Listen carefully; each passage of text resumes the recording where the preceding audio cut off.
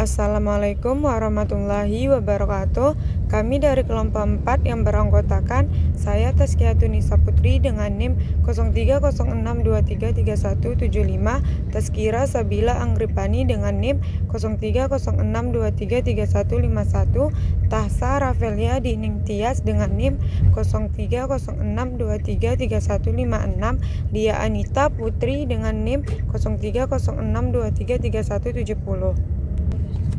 Adapun materi yang akan kami bahas yaitu 1. Konsep Pancasila sebagai falsafah negara, 2. Pentingnya Pancasila sebagai falsafah negara, 3. Tantangan Pancasila sebagai falsafah negara.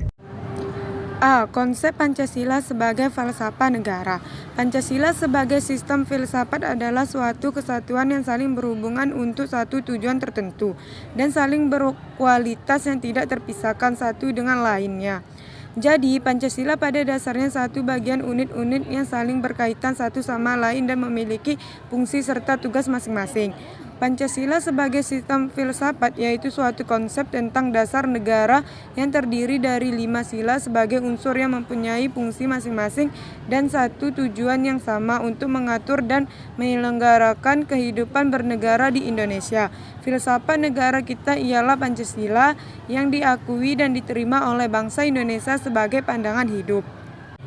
Pancasila sebagai filsafat juga mengandung pandangan, nilai, dan pemikiran yang dapat menjadi substansi dan isi pembentukan ideologi Pancasila. Filsafat Pancasila dapat didefinisikan secara ringkas sebagai refleksi kritis dan rasional tentang Pancasila sebagai dasar negara dan kenyataan budaya bangsa, dengan tujuan untuk mendapatkan pokok-pokok pengertiannya secara mendasar dan menyeluruh. Dalam lokakarya pengamalan Pancasila yang diadakan di Yogyakarta sekitar tahun 1976, Notonagoro mengatakan bahwa hal tersebut dinyatakan dalam kalimat keempat daripada pembukaan Undang-Undang Dasar 1945 bahwa disusunlah kemerdekaan kebangsaan Indonesia yang berbentuk dalam suatu Undang-Undang Dasar Negara Indonesia yang berbentuk dalam suatu susunan negara Republik Indonesia berkedaulatan rakyat dengan berdasarkan kepada kata-kata dengan berdasar kepada tersebut menentukan kedudukan Pancasila dalam negara Republik Indonesia sebagai dasar negara. Dalam pengertian dasar filsafat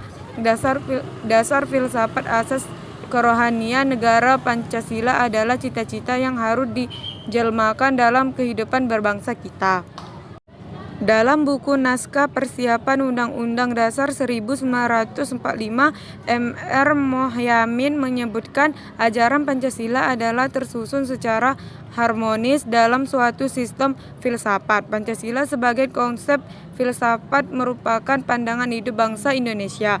Filsafat sendiri merupakan suatu kebudayaan, yaitu suatu hasil kreasi manusia atau dengan kata lain sebagai hasil produk manusia. B. Pentingnya Pancasila sebagai falsafah negara. Pancasila sebagai falsafah hidup, nilai-nilainya dijadikan dasar dan motivasi dalam segala sikap, tingkah laku dan perbuatan dalam hidup bermasyarakat, berbangsa dan bernegara dalam mencapai tujuan nasional.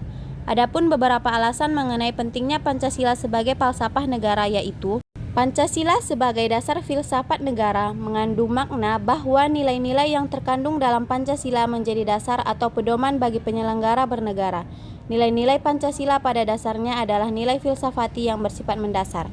Nilai dasar Pancasila bersifat abstrak, normatif, dan nilai itu menjadi motivator kegiatan dalam penyelenggaraan bernegara. 2. Pancasila berperan sebagai pengatur sikap dan tingkah laku orang Indonesia, masing-masing dalam hubungannya dengan Tuhan Yang Maha Esa, sila pertama, dengan sesama manusia, sila kedua, dengan tanah air dan nusa bangsa Indonesia, sila ketiga, dengan kekuasaan dan pemerintahan negara, sila keempat, dan dengan negara sebagai kesatuan dalam rangka realisasi kesejahteraan, sila kelima. 3. Pancasila memberi corak yang khas kepada bangsa Indonesia dan tak dapat dipisahkan dari bangsa Indonesia, serta merupakan ciri khas yaitu membedakan bangsa Indonesia dengan bangsa lain. C. Tantangan Pancasila sebagai falsafah negara. Pancasila sebagai sistem filsafat mengalami dinamika sebagai berikut. Pada era pemerintah Soekarno, Pancasila sebagai sistem filsafat dikenal sebagai istilah filosofis Grand Slam. Gagasan tersebut merupakan menerungan filosofis Soekarno atas rencana berdirinya negara Indonesia merdeka. Ide tersebut dimaksudkan sebagai dasar kerohanian bagi penyelenggaraan kehidupan bernegara. Ide tersebut ternyata mendapat sambutan yang positif dari berbagai kalangan, terutama dalam sidang BPUPKI pertama persisnya pada 1 Juni 1945. Namun, ide tentang filosofis Grand Slam belum diuraikan secara rinci. Lebih merupakan adagium politik untuk menarik perhatian anggota sidang dan bersifat teoritis. Pada masa itu, Soekarno lebih menekankan bahwa Pancasila merupakan filsafat asli Indonesia yang diangkat dari akulturasi budaya bangsa Indonesia.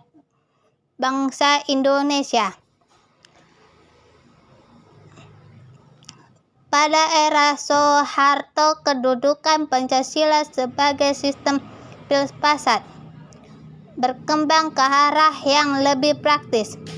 Dalam hal ini, istilah yang lebih tepat adalah Weltanschauung. Artinya, filsafat Pancasila tidak hanya bertujuan mencari kebenaran dan kebijaksanaan, tetapi juga digunakan sebagai pedoman hidup sehari-hari.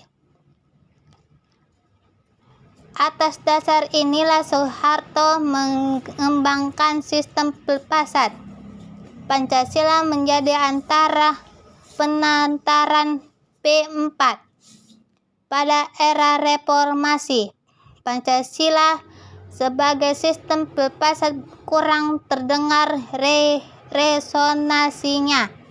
Namun Pancasila sebagai sistem filsafat bergema dalam wacana akademi, termasuk kritik dan renungan yang dilontarkan oleh Habibie dalam pidato 1 Juni 2011.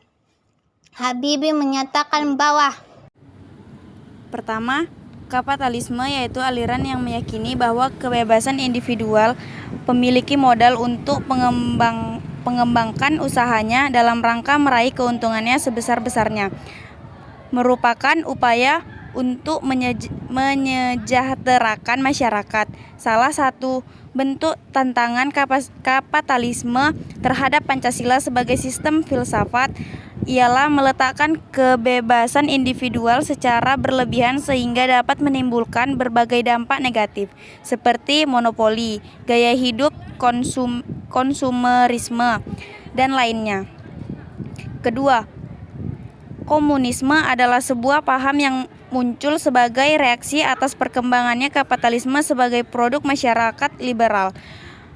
Komunisme merupakan aliran yang meyakini bahwa kepemilikan modal dikuasai oleh negara untuk kemakmuran rakyat secara merata. Salah satu bentuk tantangan komunisme terhadap Pancasila sebagai sistem filsafat ialah dominasi negara yang berlebihan atau makhluk pribadi yang otonom dan makhluk Tuhan. 3. Hakikat sila persatuan terkait dengan semangat kebangsaan. Rasa kebangsaan terwujud dalam bentuk cinta tanah air yang dibedakan ke dalam 3 jenis, yaitu tanah air real, tanah air formal, dan tanah air mental. Tanah air real adalah bumi tempat yang dilahirkan dan dibesarkan. Bersuka adalah bumi tempat yang dilahirkan dan dibesarkan bersuka.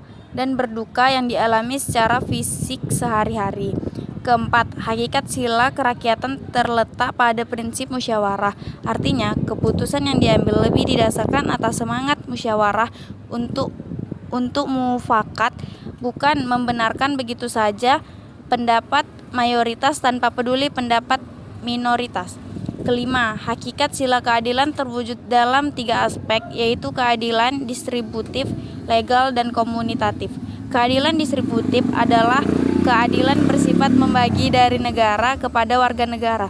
Keadilan legal adalah kewajiban warga negara terhadap negara atau dinamakan keadilan bertaat, keadilan komunitatif, dan keadilan antara sesama warga negara. Sekian presentasi dari kelompok kami. Bila ada kesalahan, kami mohon maaf. Wassalamualaikum warahmatullahi wabarakatuh.